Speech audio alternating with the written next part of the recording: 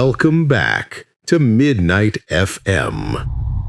Tonight, once again, we're joined by our guest, Grandpa Mr. Joseph. He has another bone-chilling story to share with us, so sit back, let the silence of the midnight surround you, and listen closely.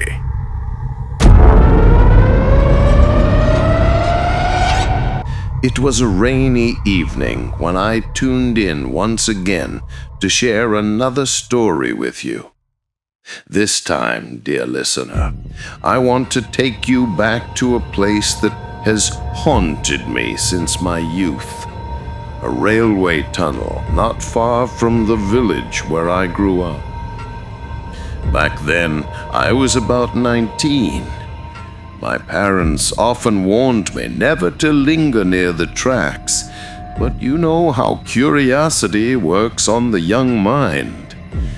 There was something about that tunnel, an arched mammoth of black stone, swallowed in mist, that felt both forbidden and irresistible. The villagers whispered that trains passing through the tunnel sometimes carried more than passengers.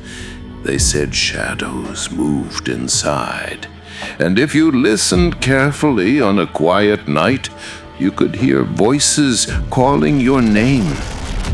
Some even swore that people had vanished there, their bodies never found. One monsoon evening, I missed the last bus back home from town. My choices were two: walk 6 miles around the hill, or take the short route through that cursed tunnel. I told myself it was just a story, just superstition, so I chose the tunnel. As I approached, the air grew colder, unnaturally so. Rain tapped softly on the iron tracks, echoing into the darkness ahead. My lantern shook slightly in my hand, the flame fighting against the damp air. Every instinct in me whispered to turn back, but pride is a dangerous thing. Halfway through, the silence was broken by a faint sound. Footsteps, not mine. Slow, deliberate, echoing against the stone. My heart hammered in my chest. I froze, my lantern flickering. "Who's there?" I called, my voice trembling despite my effort to sound firm. Out of the shadows, a figure emerged. A man, tall and gaunt, his coat dripping wet, his face pale in the lantern light. He looked about 30, though there was something oddly timeless about him, as if he didn't belong entirely to this world. "Evening," he said softly, his voice calm, almost kind. "You shouldn't be walking alone here. Dangerous place." Relief washed over me. The companion was better than none. "I missed my bus," I admitted, "just trying to get home." He smiled faintly. "Then let's walk together. It's safer that way." We fell into step, the sound of our boots echoing against the tunnel walls. Strangely, the air grew even colder with each step we took together. I tried to ignore it, forcing conversation. "Do you live around here?" He didn't answer at first. Then, in a low voice, he said, "I used to." A chill ran down my spine. Something in his tone felt heavy, final. But before I could ask more, a distant rumble shook the tunnel, the sound of an approaching train. The stranger stopped suddenly, His face grew grave. He instructed, "Stay to the wall. Don't move until it passes." I obeyed. The lantern's light wavered as the tunnel trembled. The roar of the train grew louder and louder until the entire space seemed to shake with its fury. The stranger pressed himself against the wall beside me, his expression unreadable. Then, as the last carriage clattered past and silence fell again, I found myself staring into the eyes of a man who might not have been alive at all. I wanted to run. Every muscle in my body screamed to escape that place, but my legs felt heavy, as if the tunnel itself was holding me still. The man must have noticed my fear because he smiled gently, almost reassuringly. "Don't be afraid," he said. "I won't harm you. I've been here a long time, too long." His words chilled me more than the cold air. "What do you mean?" I asked, my throat dry.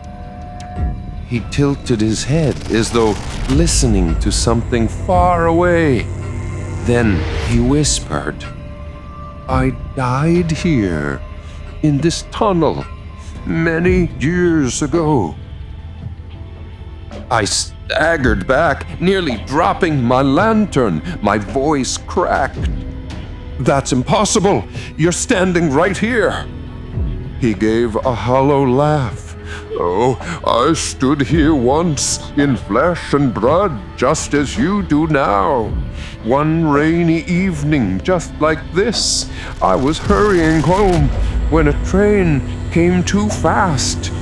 I slipped. The wheels took everything." He paused, his eyes distant, filled with sorrow. "My body was never found, but I remained, trapped between the walls of this place, wandering, waiting. I can't leave." The echo of his words filled the tunnel like a second voice, whispering back at us. I wanted to believe it was some cruel trick, a madman spinning ghostly tales, but my gut told me otherwise. His face, his eyes, they held the stillness of death. "Why me?" I asked, my voice barely a whisper. "Why show yourself to me?" He studied me for a long moment.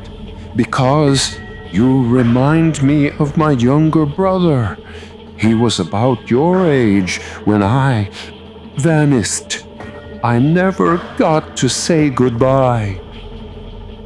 The silence between us grew unbearable.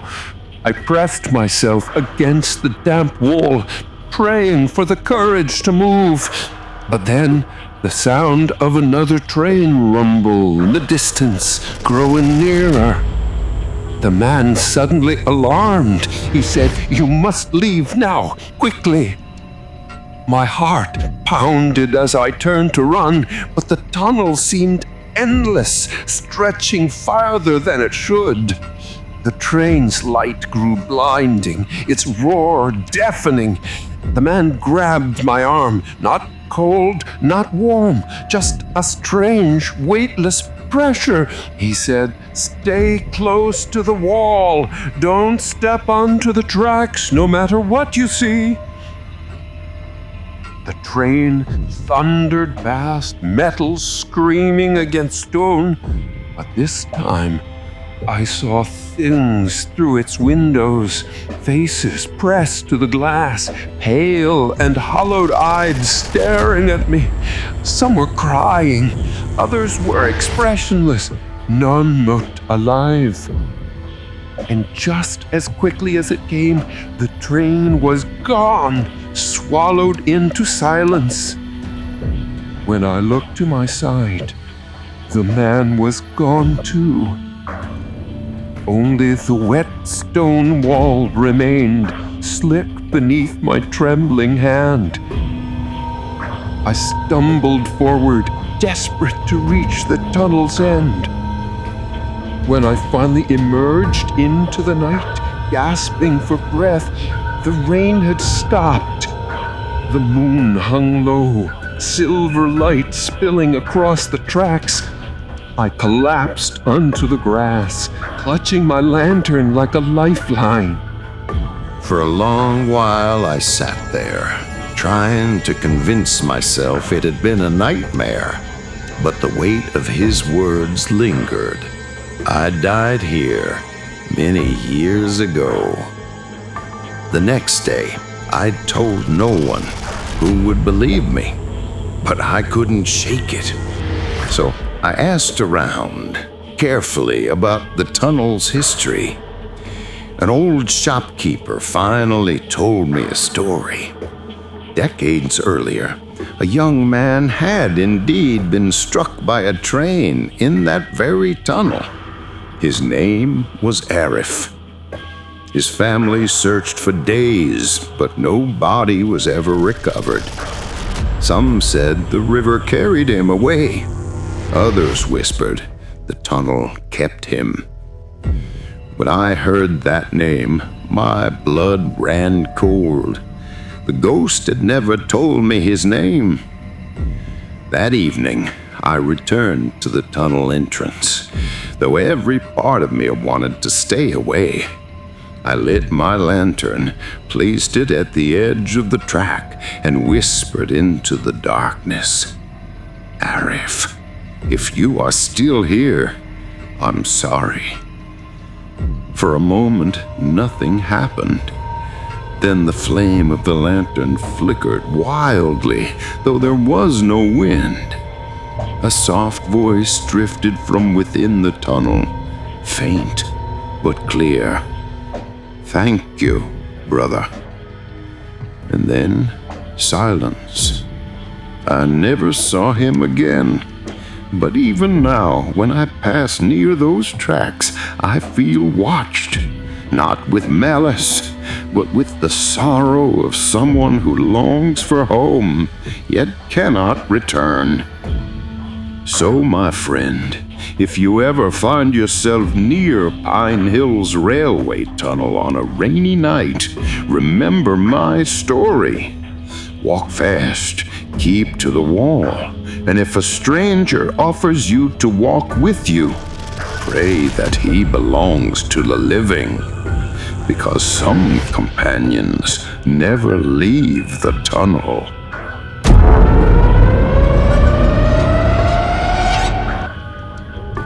You've just heard another haunting tale from Grandpa, Mr. Joseph, only on Midnight FM. If you enjoyed tonight's story, don't forget to subscribe, like, and share. Because here at Midnight FM, the night is never truly silent.